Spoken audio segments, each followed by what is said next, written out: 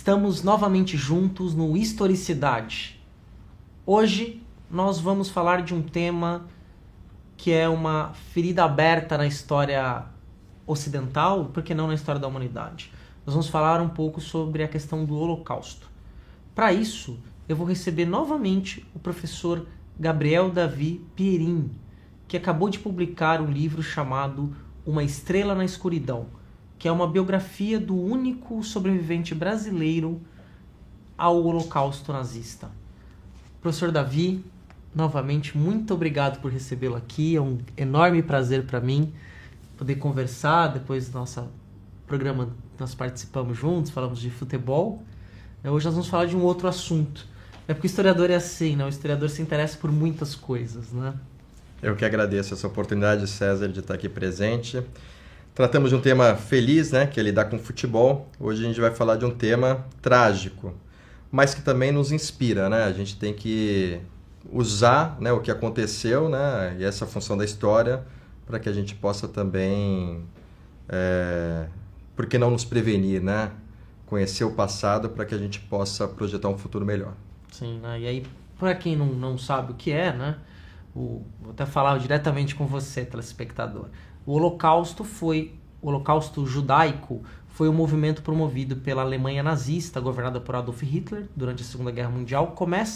A Segunda Guerra Mundial vai de 1939 a 1945, mas esse movimento começa antes, né?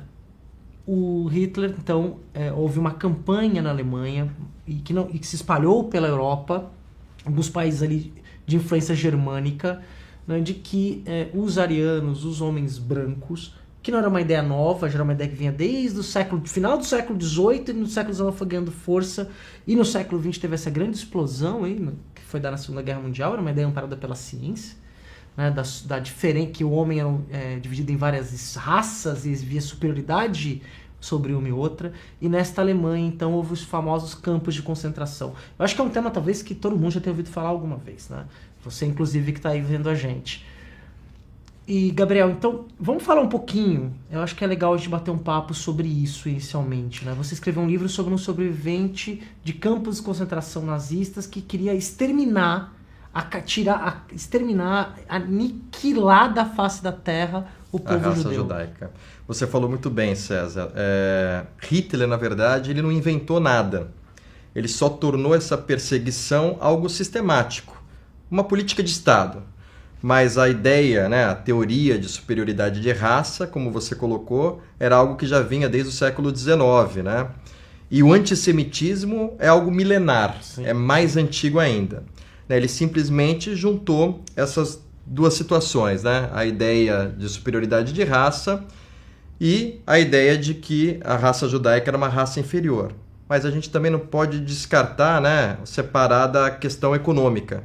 Era vantajoso oferecer isso para o povo alemão, na medida em que você tira algo de alguém, né, no caso do judeu, e oferece para o povo alemão. E antes da Segunda Guerra Mundial, né, começar, o povo alemão ele vinha de consequências terríveis da Primeira Guerra, né? O Tratado de Versalhes impôs uma condição cruel ao povo alemão e a Alemanha vivia tempos difíceis. Uma economia despedaçada, autoestima lá embaixo, aquele revanchismo também, né, que tomava conta.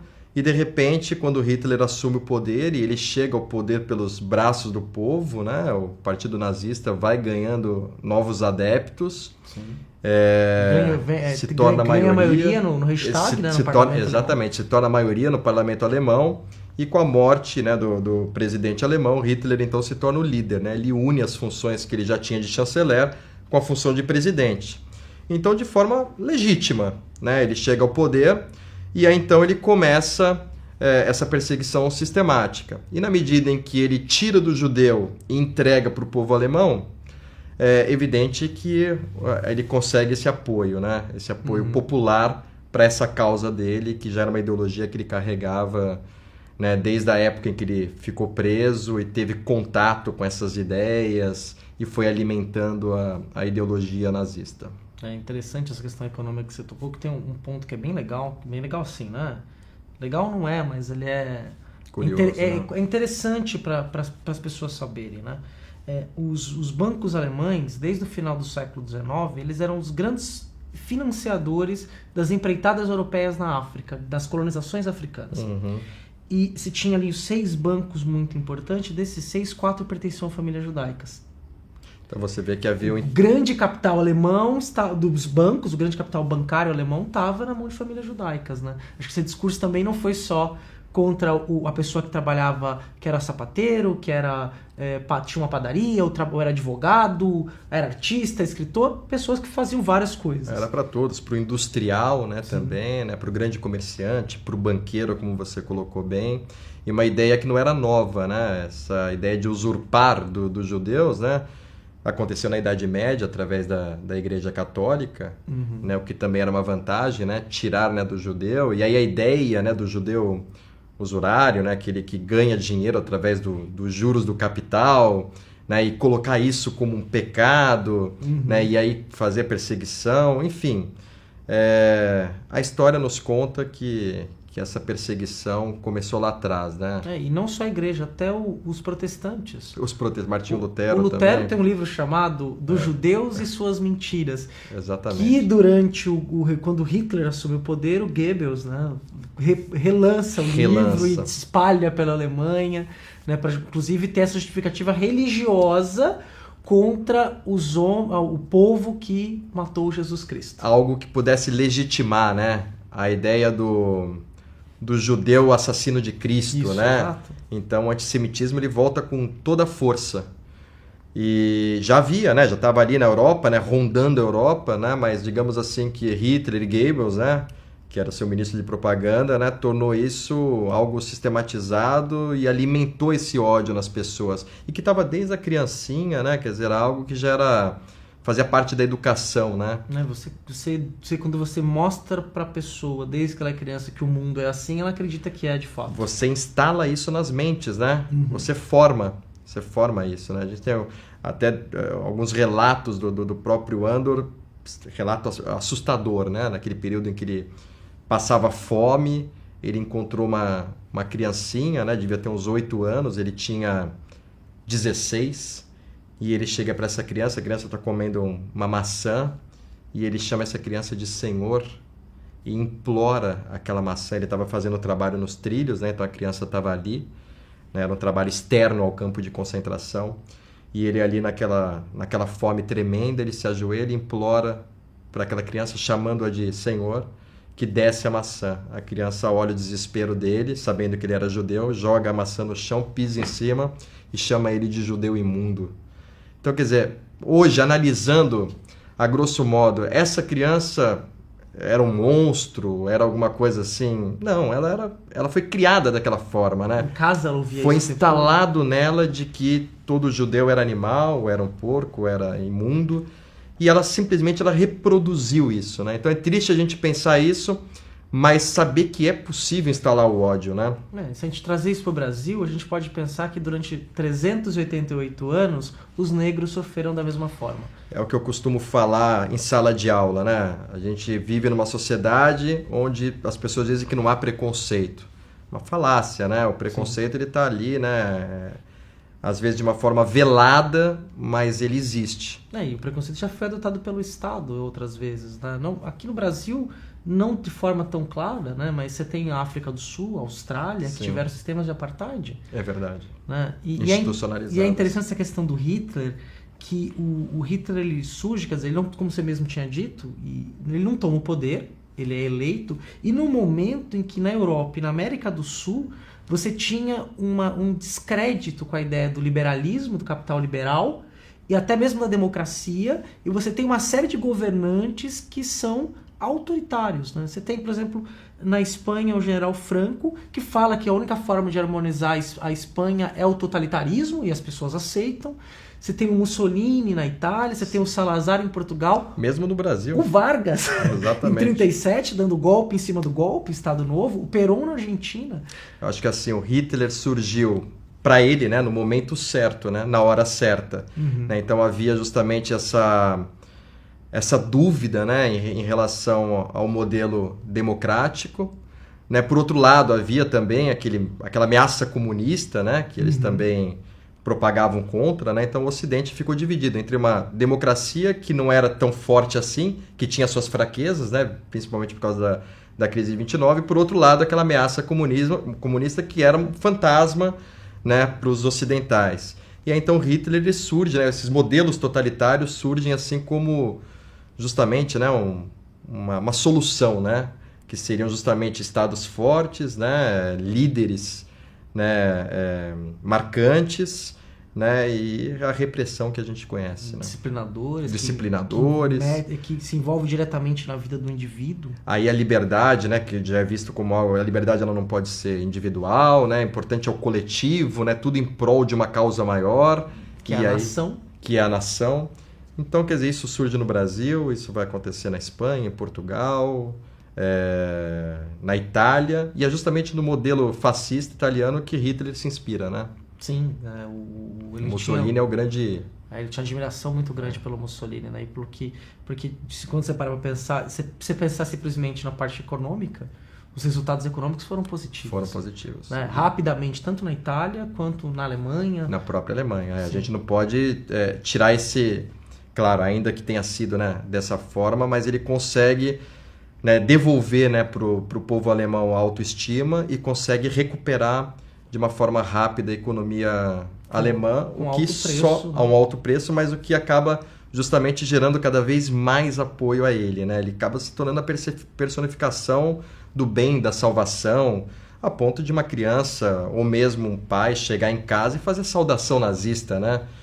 Quer dizer, é algo impensável, né? A gente imaginar isso nos dias de hoje, mas acontecia. Como que isso entrou na sociabilidade? Era o grande líder, né? Uma criança que usava um lápis ou uma caneta ou mesmo um caderno da escola, um livro didático, ele agradecia ao grande líder, né? Se ele tinha uma educação, se ele tinha uma caneta, se ele tinha um pão dentro de casa, era porque o grande líder, né? O Führer, era que tinha proporcionado isso a ela, né? Então, a formação, né, dessa personificação dele foi grandiosa nesse aspecto. E é interessante que para isso ser possível foi quando a gente começou a ter a comunicação de massa. Exatamente, tudo se junta. E ele sabe fazer uso, né? O primeiro grande político, né, a utilizar os meios de comunicação e os grandes eventos, né? Basta a gente ver a própria Olimpíada, né, para mostrar isso, né? Ele é eleito o homem do ano, né, pela revista Time, né? Então, sim. Né, ninguém sabia realmente o que vinha acontecendo já na Alemanha, mas ele é eleito o homem do ano. E os campos de concentração não eram mundialmente conhecidos, né? Isso vai estourar mais para metade para o final da guerra e depois da guerra. Só que o mundo vai ficar sabendo o que acontecia internamente nos campos de concentração e também o que fazia com os prisioneiros de guerra e coisa parecida. O que também não é uma invenção dele, né? Quer dizer, os campos de concentração políticos já existiam, né? Então ele vai justamente maquiar esses campos de concentração para receber não só prisioneiros políticos, como também essas minorias que passam a ser perseguidas e exterminadas, né? Os gulags soviéticos. O Stalin também, não citei o Stalin como outro grande ditador do período. É verdade. Mas tem tudo isso. Gabriel, nós vamos continuar com essa conversinha daqui a pouco. Não sai daí que nós vamos fazer um breve intervalo. Voltamos já.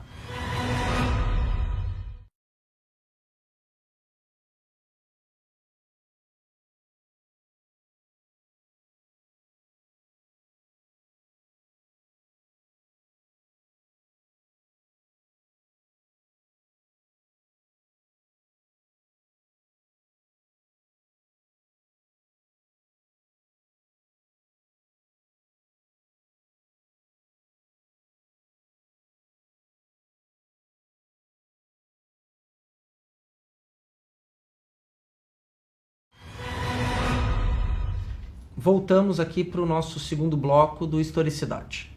Estamos recebendo o professor Gabriel Davi Perin para falar sobre o seu livro recém-lançado chamado Uma Estrela na Escuridão, que é a biografia do Andor Stern, o único brasileiro sobrevivente ao Holocausto.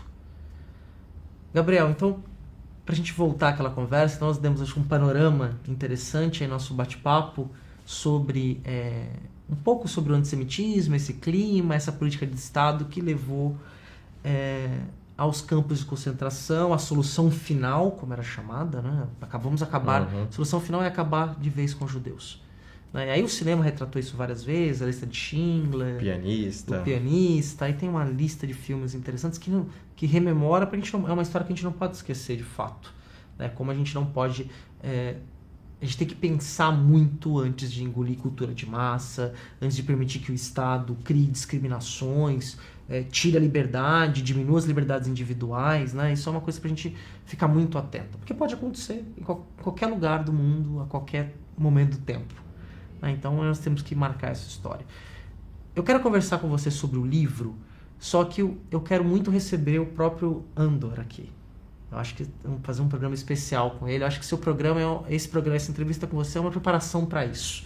É um momento bem especial para recebê-lo aqui, né? Contar uma história viva, né? Fazer um trabalho de história oral, que provavelmente foi o que você trabalhou quando você foi fazer essa biografia, né? Então, para começar, como é que você chegou no Andor?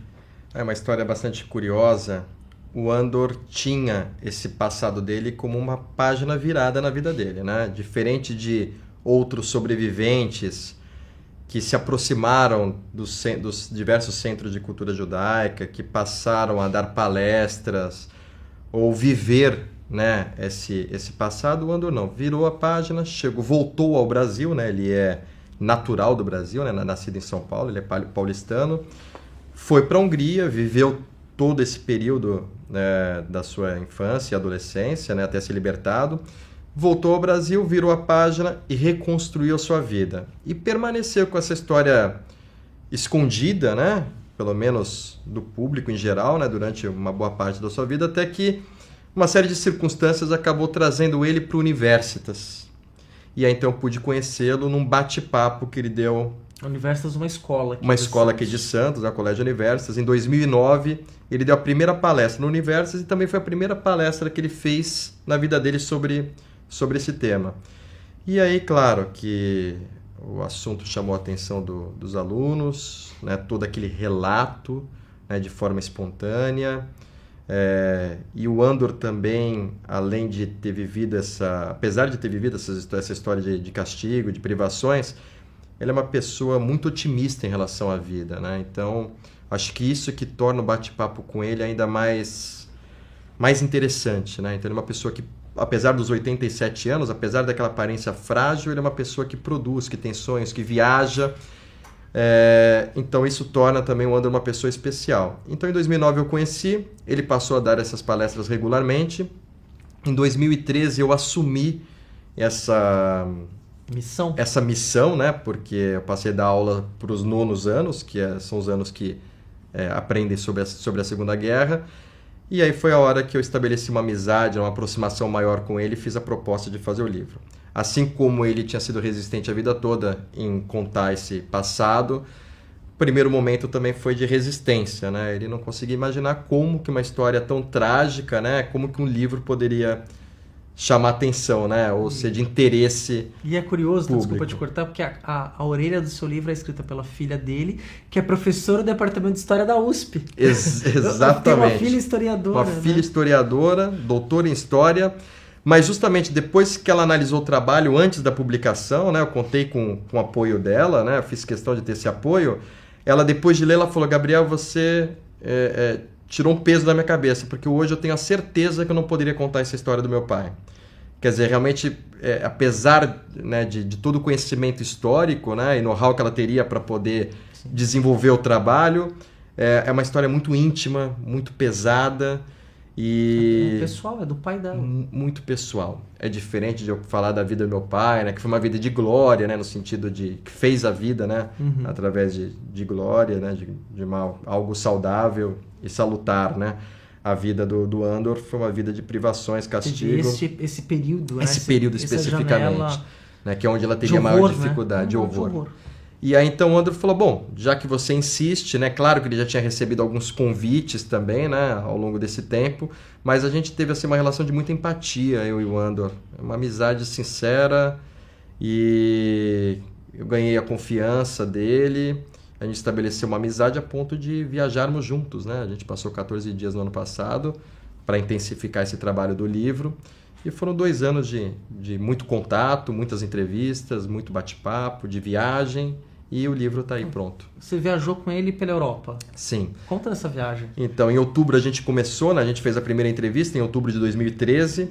Quando chegou em julho de 2014, eu já tinha feito uma série de entrevistas, muito envolvido com o tema, porque o Andor, ele não só conhece, né, sobre esse horror que ele viveu, sobre o Holocausto, mas é uma pessoa muito interessada em história. Então ele conhece tudo sobre a Segunda Guerra, ele conhece sobre a história da Hungria, que é o país onde ele viveu, ele conhece muito sobre a Europa.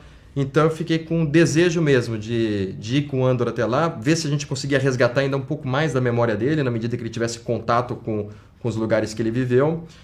Foi poder conhecer para poder transmitir depois as sensações do que é um campo de concentração. E qual foi o roteiro que vocês fizeram na ida? Exatamente o roteiro de vida dele, né? A gente chegamos em Budapeste, né? Que foi onde ele desembarcou quando saiu do Brasil, né? Ele nasceu em São Paulo, passou um tempo na Índia, porque o pai dele era médico, trabalhava para a Anglo Gold, que era uma empresa mineradora. Essa empresa mineradora prestou serviço em Minas Gerais, e depois, então, quando o contrato dele terminou aqui, ele foi para Mumbai, né? Uma companhia inglesa, que também explorava minérios na Índia. Lá ele passou um curto período, quando ele tinha aproximadamente uns 4 anos, terminou o contrato do pai, então eles foram visitar parentes na Hungria. Né? O Andor é brasileiro, mas filho de pai e mãe húngaros. E aí, então, ao voltar para a Hungria, em 1935, 34 aproximadamente, eles chegaram na hora errada, no lugar errado. Né? Hitler já estava no poder, né, na Alemanha, e apesar de não, ainda a guerra só foi começar em 1939, mas já havia assim todo esse... A Áustria já estava anexada. Já, sim.